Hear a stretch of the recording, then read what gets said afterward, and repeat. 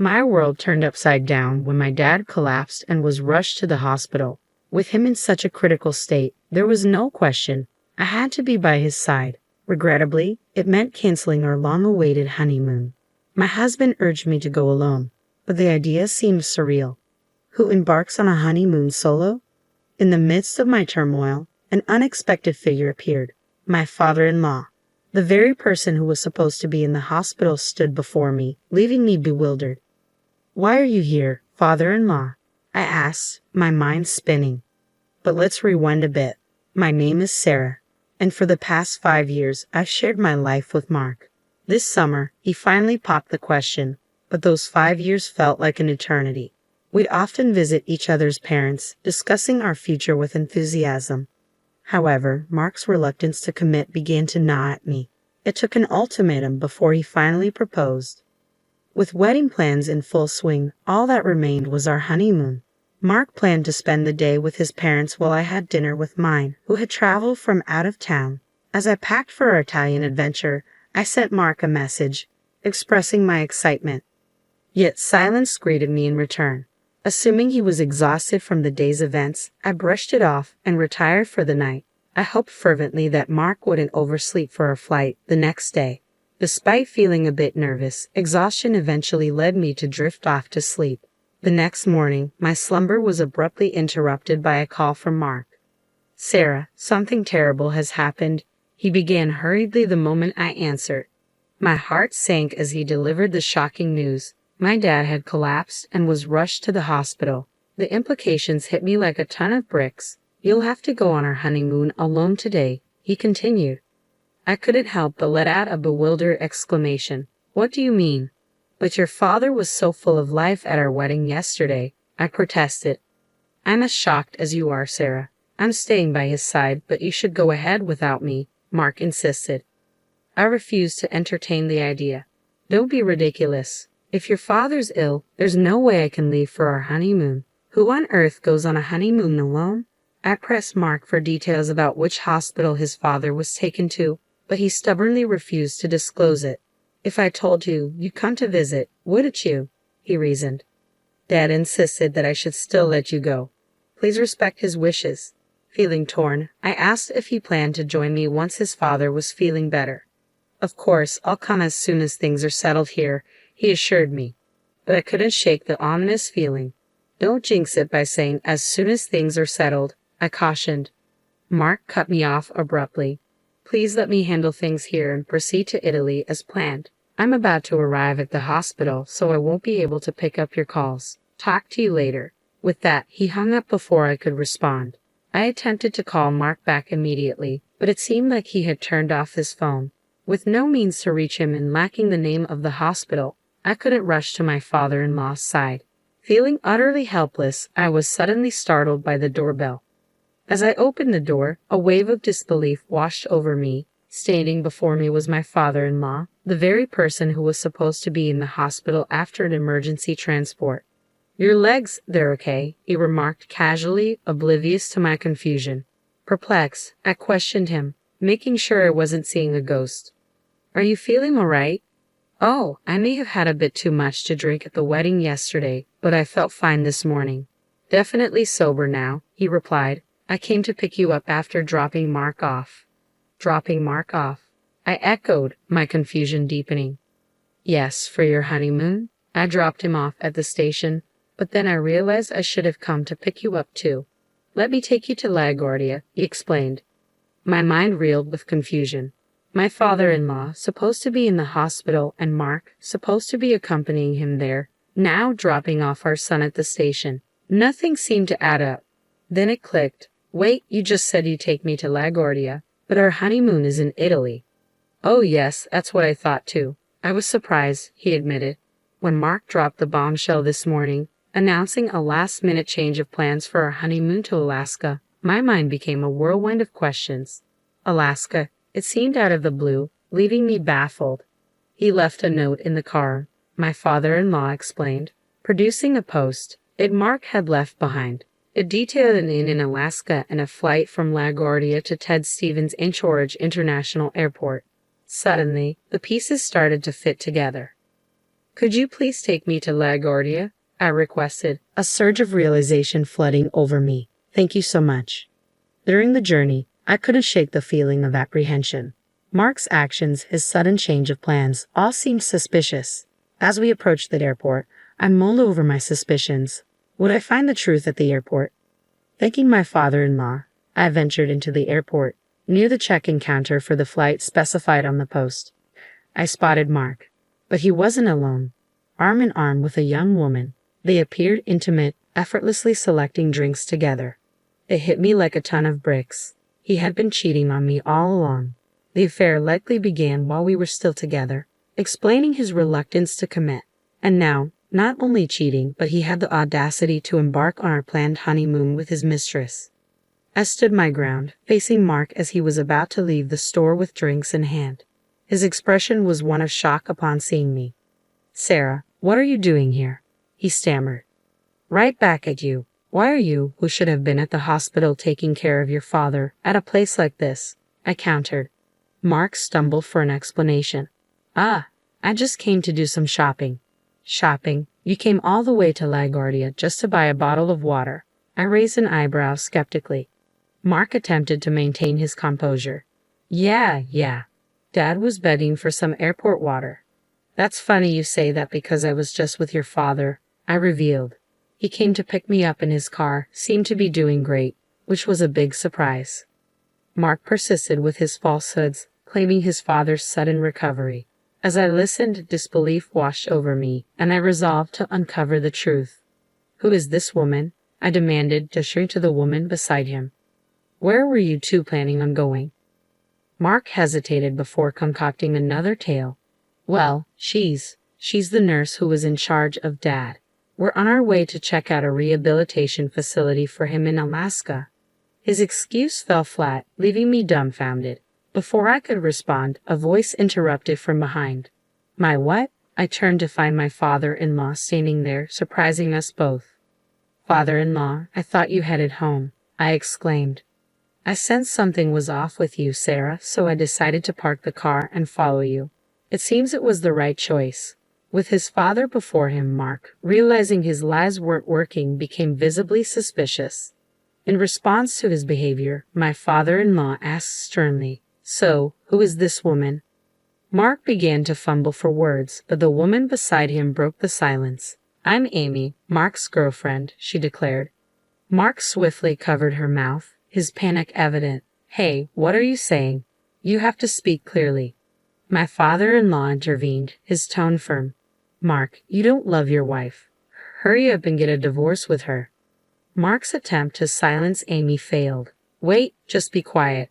"Why should I? You promised to leave your wife to be with me. Isn't that why you chose me over her today?" Amy shot back. "That's because you threatened me," Mark confessed. "You said if I don't go to Alaska with you today, you'll expose our relationship." The truth laid bare. I spoke coldly. "So, in other words, you were having an affair with that woman." Amy glared at me and retorted, "It's not an affair. Mark and I are serious about each other. He never wanted to marry you." By this point, I didn't even feel like arguing. "That's fine. Do as you please." Leaving them behind, my father-in-law and I exited the airport. It was 5 days later when Mark returned home. The doorbell rang, and I spoke to him through the intercom. "Sarah, I can't unlock the door. Can you open it for me?" "Oh, about the lock? You changed it. Why would you do something like that without telling me?" I demanded, frustration evident in my voice. "I don't like the idea of a stranger having a spare key to my home." "A stranger? Are you talking about me?" Mark questioned, confusion clouding his expression. "Who else would I be talking about?" I retorted. "I've already prepared the divorce papers, so just quickly sign them." "Wait a minute, let me in first. We can talk after that," Mark pleaded. Keeping the door chain on, I reluctantly passed the divorce papers through the crack. "There's nothing for us to talk about. Once you sign the papers, can you leave immediately?" "Don't be so angry. I've decided to break up with Amy," Mark announced. "What do you mean?" I asked, skepticism lacing my tone. "She's terrible. I agreed to go to Alaska because she threatened to expose our relationship, and all she did was complain that the inn was old-fashioned and the weather was bad. It wasn't fun at all. So I clearly told Amy I have no intention of divorcing my wife." Please break up with me, Mark explained hastily. I couldn't care less whether you and that girl break up or not. The only choice I have is a divorce, even if you don't agree, I replied sternly. Don't say that. Are you angry because we couldn't go to Italy? Well, it's a little late, but shall we go now? Mark suggested. Are you out of your mind? How can you even suggest that? I exclaimed. I was wrong to think that I could have a reasonable conversation with you for even a second. There's no way a man who cancels his honeymoon and goes on a trip with his mistress has a reasonable thought process. Sign the divorce papers right here, right now, and also sign this document. I handed him another document through the crack. What is this document? He inquired. It's a written agreement for the payment of alimony and the cancellation fee for our honeymoon. I had it prepared through a lawyer while you were away on your trip, I explained calmly. I'm saying I don't want a divorce. You're the one who wants a divorce, so why on earth do I have to pay alimony? I'm saying I want to give us another shot, Mark argued. Seriously, there's a limit to how much common sense you can ignore. It's evident that infidelity comes with consequences like alimony. The decision to start over or not isn't yours to make, considering you're the one who cheated. And what's this cancellation fee about? I countered. We don't get a travel fee refund because we canceled our trip on the day. Since it was you who caused the cancellation, it's only right that you pay for all of it, isn't it? I told you to go alone. Not going was your decision, I explained firmly. How could I possibly go on a honeymoon alone? Not only that, but you also lied about your father being critically ill to cover up your affair. There's no way I could have gone in that situation, Mark argued. Well, I really wanted to go to Italy with you too, but I was threatened by Amy and had no other choice. You wouldn't want your husband to lose his job because he's exposed at work, would you? Mark continued, defending himself. She threatened to expose you at work. Yeah, that's right. If she says she's going to do it, she will. It's all Amy's fault, Mark insisted. Surely Amy does have a kind of vibe where you can't predict what she might do once she sets her mind to it. Considering she even declared, I'm his girlfriend directly to his wife, she must be quite a wild one. I mused aloud. In fact, I was relieved.